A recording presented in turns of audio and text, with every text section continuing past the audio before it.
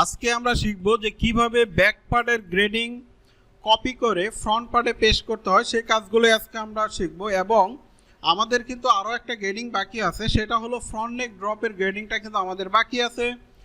তো এর আগে আমরা ব্যাক পার্টের গ্রেডিংটা শেষ করছি। আপনারা যদি আগের ভিডিওটা না দেখে থাকেন তাহলে অবশ্যই আগের ভিডিওটা দেখে নেবেন।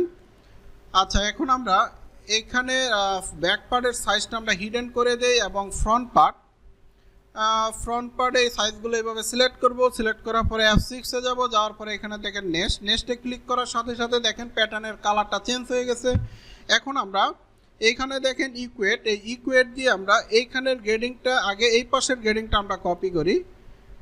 এই গ্রেডিং কপি করে আমরা এখানে বসাবো, তারপরে এই গ্রেডিং কপি করে আমরা এখানে বসাবো, তারপরে এইখানের গ্রেডিং কপি করে এখানে বসাবো, এইখানের গ্রেডিং কপি করে এখানে বসাবো, তারপরে এইখানের গ্রেডিং কপি করে এখানে বসাবো, তারপরে দেখেন এইখানের গ্রেডিং কপি করে আমরা এখানে বসাবো, তারপরে এইখানের গ্রেডিং কপি করে আমরা এখানে বসাবো। দেখেন কত সুন্দরভাবে গ্রেডিংগুলো কপি হচ্ছে। তো আপনারা মনোযোগ সহকারে ভিডিও দেখতে থাকেন, তাহলে আসলে বুঝতে পারবেন যে আসলে প্যাটার্নের কাজটা কত সহজে প্যাটার্নের কাজটা করা যায়।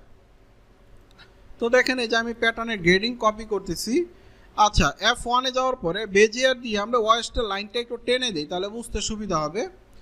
আচ্ছা, এখন F6-এ যাব, ইকুয়েট নিব, নেওয়ার পরে এখন এইখানের ওয়েস্টের গ্রেডিং কপি করে এখানে বসাবো, তারপরে এই যে চেস্টের গ্রেডিং এখানে বসাবো, তারপরে শোল্ডার উইথের গ্রেডিং বসাবো, তারপরে এখানে দেখেন নেক উইথের গ্রেডিং আমরা এখানে বসাই দিব।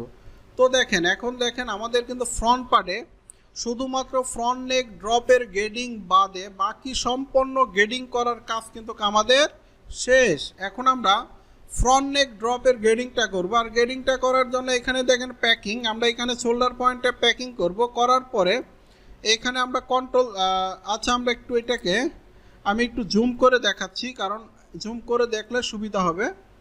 আচ্ছা, F6-এ যাব, যাওয়ার পরে প্যাকিং নিব, এখানে প্যাকিং করব। করার পরে কন্ট্রোল, এই যে পয়েন্টে আমরা এখানে কন্ট্রোল ধরবো, ধরার পরে এখানে DDX-এর যে গ্রেডিংটা আছে সেই গ্রেডিংটা আমরা 0 করে দিব। এই যে 0 করে দিলাম, এই গ্রেডিংটা আমরা 0 করে দিব। আচ্ছা, 0 করে দেওয়ার পরে এখন দেখব যে ফ্রন্ট নেক ড্রপের গ্রেডিং কত আছে। আমরা যদি একটু মেজারমেন্টটা চেক দিই, ফ্রন্ট নেক ড্রপ, এই যে দেখেন ফ্রন্ট নেক ড্রপ, দেখেন সম্পূর্ণ গ্রেডিং কিন্তু ফ্রন্ট নেক ড্রপের সম্পূর্ণ গ্রেডিং কিন্তু দেখেন 1 cm, তার মানে এটা হলো ইকুয়াল গ্রেডিং। আর এই গ্রেডিংটা আমরা একবারে কপি করে বসাইতে পারবো। তো দেখেন কিভাবে বসাইতে হয় আমরা একটু দেখি। এইখানে দেখেন সম্পূর্ণ সাইজ এইভাবে সিলেক্ট করব, সিলেক্ট করার পর আমরা এখানে 1 দিব। দেখেন সম্পূর্ণ গ্রেডিং কিন্তু আমাদের একবারেই কিন্তু গ্রেডিং শেষ হয়ে গেল। এখন আমরা প্যাকটা ছেড়ে দিব। ছেড়ে দেওয়ার পরে দেখেন এখন কিন্তু আমাদের ফ্রন্ট পার্টে কোনো প্রকারের কোনো গ্রেডিং নাই, ব্যাক পার্টেও আমাদের কোনো গ্রেডিং নাই। তো ফ্রন্ট পার্ট ব্যাক পার্ট আমাদের গ্রেডিং করার কাজ শেষ। এখন আমাদের কাজ হলো ভেরিয়েন্ট করব আমরা। আচ্ছা, আমরা এখন সাইজটাকে হিডেন করে দেই, গ্রেডিংগুলোকে হিডেন করি।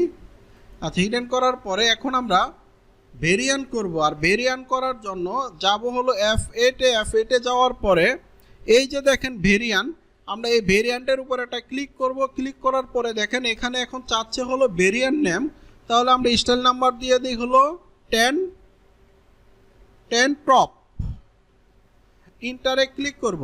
ক্লিক করার পরে দেখেন ভেরিয়েন্টের যে টেবিল সেটা চলে আসছে। আমরা এখন এটাকে ক্লোজ করে দিব। দেওয়ার পরে এখানে দেখেন ক্রিয়েট পিস আর্টিকেল, এটাতে একটা ক্লিক করব। ক্লিক করার পরে আমরা এখান থেকে ব্যাক পার্ট নিব, ফ্রন্ট পার্ট নিব। নেওয়ার পরে আমাদের নেওয়ার কাজ শেষ। এখন আমরা সিলেকশন করে দিব। দেখেন আমাদের কিন্তু এই ব্যাক পার্ট এবং ফ্রন্ট পার্ট ভেরিয়েন্ট করার কাজ শেষ। এখন আমরা ভেরিয়েন্ট টেবিলের ভিতরে ঢুকবো। ঢোকার জন্য আমরা যদি আবার ভেরিয়েন্টে একটা ক্লিক করি, ক্লিক করার পরে এখানে দেখেন যে ভেরিয়েন্টের যে লোগোটা, এই লোগোতে যদি আমরা একটা ক্লিক করি তাহলে দেখেন আমরা ভেরিয়েন্টের ভিতরে চলে আসলাম। আসার পরে এইখানে দেখেন আমাদের ব্যাক পার্ট 1:1, ফ্রন্ট পার্টও 1:1, অতএব এখানে আর কোনো কাজ আমাদের নেই। তো এই ফেব্রিকের ঘরে আমরা সবগুলো সেল দিয়ে দিব, এস দিয়ে দিব, সবগুলো আমরা এস দিয়ে দিব, কারণ এটা আমাদের সেল ফেব্রিক, এখানে আমাদের কন্ট্রাস্ট নাই, এই কারণে আমরা সব দুইটাই আমরা এস দিয়ে দিব। আর এইখানে দেখেন এটা হলো লেন্থের সিন কেস আর এটা হলো উইথের সিন কেস। তো আমরা সিন কেসের বিষয়গুলো নিয়ে আমরা যখন মার্কারের কাজ শিখব তখন আমরা সিন কেসের ডিটেলস বিষয় নিয়ে আমরা আলোচনা করব। তো এখন আমাদের টার্গেট হলো প্যাটার্নের কাজ শেখা। তো আমরা এখন প্যাটার্নের কাজই শিখব, তারপরে আমরা মার্কারের কাজ শিখব। তো মার্কারের কাজ শেখার সময় আমরা ডিটেল সব কিছু নিয়ে আলোচনা করব। তো আপনারা এখন প্যাটার্নের কাজগুলো এখন শিখেন। তো আপনারা দেখেন শুরু থেকে শেষ পর্যন্ত প্রত্যেকটা ভিডিওই আপনারা দেখার চেষ্টা করবেন এবং ভিডিও দেখবেন এবং নিজে নিজে প্রচুর পরিমাণে চর্চা করবেন। কারণ হলো শুধু ভিডিও দেখলে হবে না, আপনাদের অবশ্যই চর্চা করতে হবে। তাহলে ঠিক আছে, সবাই ভালো থাকবেন।